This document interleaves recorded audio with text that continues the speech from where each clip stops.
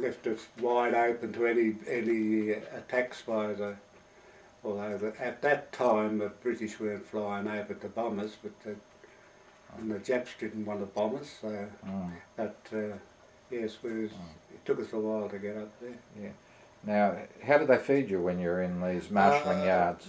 Did they have special arrangements? Or? No, yes, they'd give the a bowl of rice, your dixie of rice, and if you got it tonight, that had to last you tonight and tomorrow. By tomorrow it was a little bit fermented, but that's all you got until further up the line where they'd have another station where they cooked rice and you got more rice.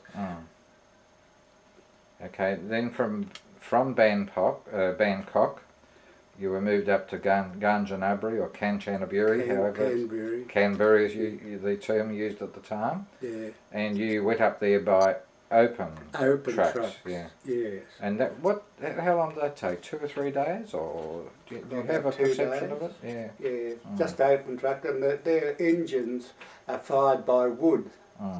And when she's getting up a little bit of a hill, the sparks would come out and they'd come over on you and burn you and things like that. But yes.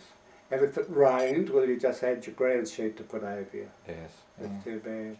You had all the kitchen stuff and that on the carrot in the place with you. So now you had been told, or all the K-Force people had been told, that they were going up to establish a hospital. An established hospital. Yes. Yeah. So when did you find out that this was not the case? Well, when we got to Canberra, and then they split us up into different groups. One doctor, about 4 orderlies, I think it was, and then it ended up one doctor and one orderly, or it ended up with one orderly and no doctor. Yes. Yeah. It just all depends who you were with. Yeah. Who was the doctor that you were? I was with Dr. Tim Hogg, right, a surgeon. Did you know him before? No, I hadn't met Dr. Hogg before. No. I'd met the other doctor, but never met him. Yes. Yeah. And when you were with him, how many other people were in your group? There was 3 of us. And me, that was 4, with Tim Hogg. Yes. But then Tim Hogg got sick, had to have an operation on his hand. Yes. And the 4 of us were split up to different camps, just one orderly. Well, with the Japanese. Yeah, with the Japanese, either sergeant or a 3-star private. Let's not race ahead. Let's just stop and talk about the people who were in your team. Do you remember who they were? Yeah, Bob Cusson and who were the others? Oh, I forget who the others are. Was Ward with you at that stage? Or? Yes, no, we met him up at Anaquin up top, and he was RAMC, he wasn't Australian. Yes. Him and Chapman, they weren't our men. But we were just split up and that, and half the time we just had the Japs, and we were treating Coolies and Japs. Yes. We wasn't treating our own. The address, we never ever thought of writing to those people to see if they were still in the land of the living or anything. Well, that would be the wrong thing to do. Would be the wrong thing to do. It might have been too. Well, you don't know whether... I think it's really quite significant. When we went to Malaya, we went to Kuala Lumpur looking for friends that had come out. My brother went to Malaya afterwards on tin mines. And my camera has lost its count anyway. When we adjourned, we were at the point where K-Force had come to Kanchanaburi, and that you discovered that you weren't going to be staffing a hospital for Australians and Brits, and that you were being broken into small elements to be sent up in support of the Coolies. Yes. Do you remember the names of any of the camps which you went to along the line? Yes. We went to Plancussi, Raunji and Anaquin. Now, Anaquin was in Burma, was it? Yes. Mm-hmm. Yes. Now, Wanyi was a big hospital, was it? No, it wasn't a big hospital. The big hospitals are the Canberra or the bigger places, not the smaller ones. Now, how many? What was the names of the Japanese that you were working with? Well, the two I was working with was Yoshikawa and Hikiyuma. Right. And what was it? Were they Japanese or Japanese. Koreans? No, Japanese. One was a sergeant and one was, I just think, a three-star private. Yes. I don't think he had any other. He wasn't a corporal or that. But they weren't too bad. They weren't too bad. Did they speak English or? No, only pidgin English, like we spoke pidgin Japanese. But it's very hard to understand them at times, but they made us learn to count and different words, so that if they wanted you, they'd sing out to you and you knew what it was and things like that. Yeah. Now, did they issue you with any medical instruments or No, drugs? No, they issued drugs, bandages and things like that, just to treat them. Pills for different things, if they had diarrhoea, or a bandage if they had an ulcer on their leg and things like that. But one end of the table was for Japanese and the other end was for the Coolies. And did the Coolies get much in the way of drugs reserved for them? No, very little. What types of material were they getting? They get a bandage or an ointment or different things like that. But the good stuff was kept down for the Japanese only. Yes. Because we treated both of them. Now, did you live with the Coolies or did you live with No, your lived with Japanese the supervisors? Lived with the Japanese. I was down one end of the hut and they were up the other end of the hut. So you would have to each day move out to the Coolie camps to treat them? No.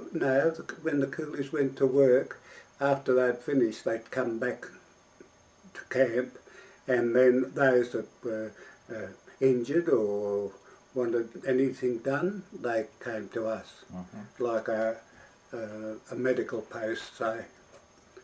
They came up for treatment. And you did say that you had drugs for the Japanese. Were they available to yourselves? Available to me, yes. But occasionally we snick a little bit of stuff and try and put on the Coolies, but not very often because it's too dangerous. If they found us using the good stuff on the Coolies, we got into trouble. Yes. So, it is alleged in one book I read that the Japanese actually set out to kill some of the Coolies who were ill. Did you ever see any evidence of that? No, but I heard about it. Yes, we heard about it. Now, you lost Captain Hogg at some stage, and you ended up being on your own? On my own. Yeah, just with your Japanese supervisor. Just me and Japanese, yes. Was that where you had Japanese lessons from your... Yes. After we'd finished work and I used to go with Yoshikawa and he was teaching me Japanese and I was teaching him English. And he had ulcers and I had ulcers on our leg, and he'd treat mine and I'd treat his. Then, after that, he'd send me down to the kitchen, get some hot water, and we'd have a cup of tea or coffee, whatever they had, and he'd produce a packet of biscuits and we'd sit there talking and that, and trying to learn Japanese, which was pretty hard, as long as you could count and as long as you knew some of the words when they wanted you and different things like that. Well, everybody got on. Now, what did you use to treat your ulcers? It was a crystal thing like yellow, iodoform I think it was called, and used to sprinkle a little bit on it, onto the ulcer and then bandage it. And it definitely stopped them growing. Yes. If you didn't have the right treatment, well, they turned big, and a lot of people had to lose their legs or arms or wherever they had them. Yes. Now, did you have one of the Japs who came to you with a problem, or what we could describe as a girly problem, VD or anything like that? Yes, I had one. Yeah, the sergeant. He came. Just trying to think of the stuff I used. He wanted to get some tablets, and I said I didn't have any, and so I got a tin, and I put, forget what it was, and water, and he had to bathe his penis in that. I nearly thought of it then, and anyhow he's taken away, and I was away from the camp for a long time before he came back, but he definitely had VD. Do you know where he got the infection? Yes, from one of the natives. He came up into my tent, and he found me putting a bit of iodoform on one of the lady's legs, this lady's leg. I don't know her name, we called her Belle, and he said no. So he said, sent me outside the tent while he amused himself, and that's how I say he got it. Well, he got his just desserts. He got his just desserts, but later on he got his justice dessert. Maybe you could tell me about that. Well, he ended up in Burma, and he caught cerebral malaria. Oh, right. And he was very sick with it. And I walked past the doctors treating him, the Japanese doctors were treating him, and I could hear them talking and grasp that they were only giving him quinine and not the other thing, quinine sulphur. Anyhow, he died. But I felt sorry for the poor thing because he wasn't real bad. But right. Now,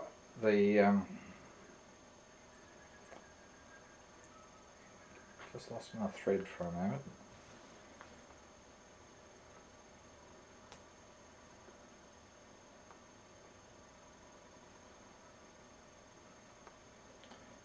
I'll just stop it for a moment while I apologise for that short interruption.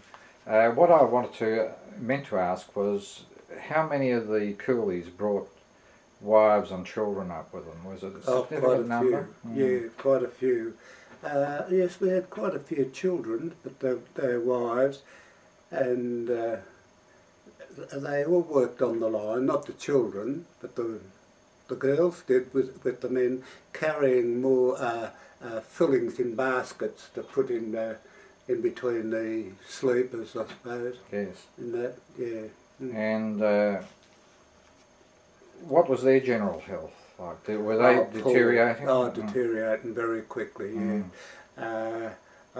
They weren't fed anywhere near as well as the prisoners, and the prisoners were just getting enough to survive. Yes. They were treated very harsh. Now, amongst the Coolies, of which there were Ambonese, Javanese, Burmese, Tamils, surely some of the Tamils could speak English, did you? Oh yes, yes. A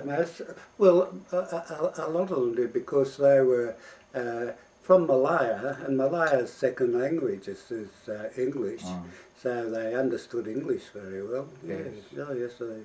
So did you converse with them? Yes, yes, we talk about different things, and sometimes if they had a bit of food over or that, they used to come up and say, present a little bit of